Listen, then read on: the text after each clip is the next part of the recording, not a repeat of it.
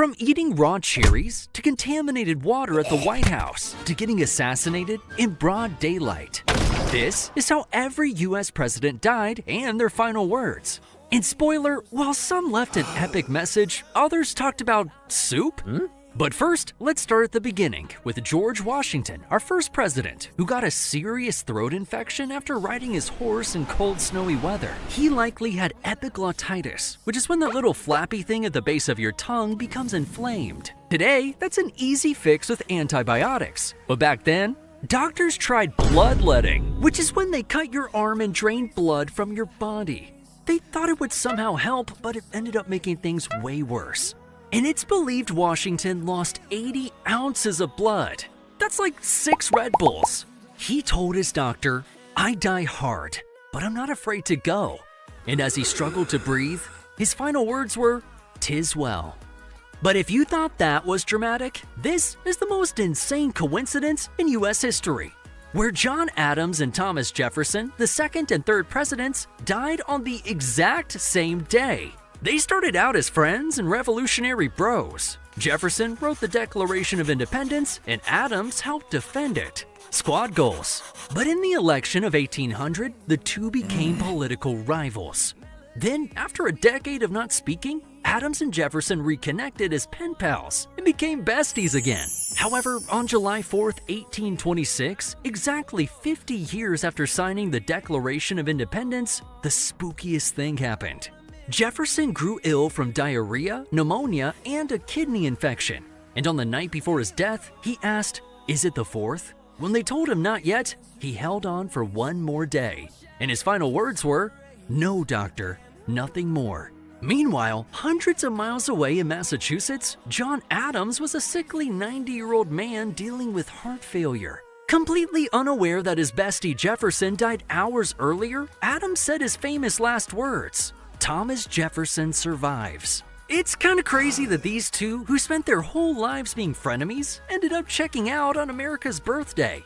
Kinda like our fourth president, James Madison, who almost completed the 4th of July trifecta. Because after dealing with congestive heart failure, the father of the US Constitution was on his deathbed, and doctors were trying desperately to keep him alive until July 4th. But when offered more stimulants by his niece, Madison said, "Nothing more than a change of mind, my dear. I always talk better lying down."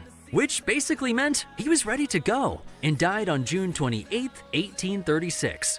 I mean, come on, he was so close to making it to the 4th. But you know who did make it? The 5th president, James Monroe, who became the 3rd one to die on Independence Day.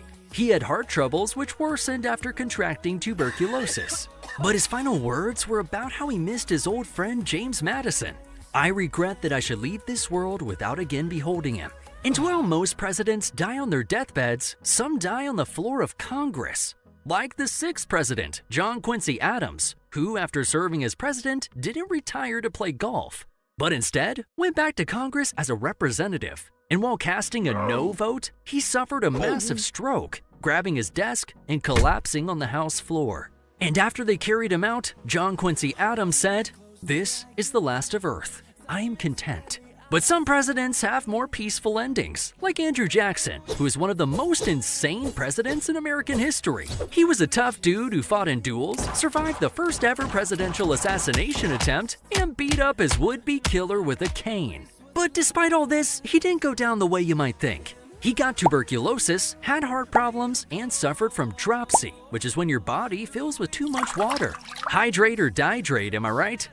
And on his deathbed, surrounded by family, this tough guy turned into a softie, with his last words being, "Oh, do not cry, be good children, and we shall all meet in heaven." And then there's Martin Van Buren, our 8th president, who struggled with asthma and heart problems. He died quietly at his fancy house called Lindenwald, with his last words being, "There is but one reliance," which was his way of expressing his trust in God. And while Van Buren lived a long 79 years, our next president holds the record for the shortest presidency because of this one dumb mistake.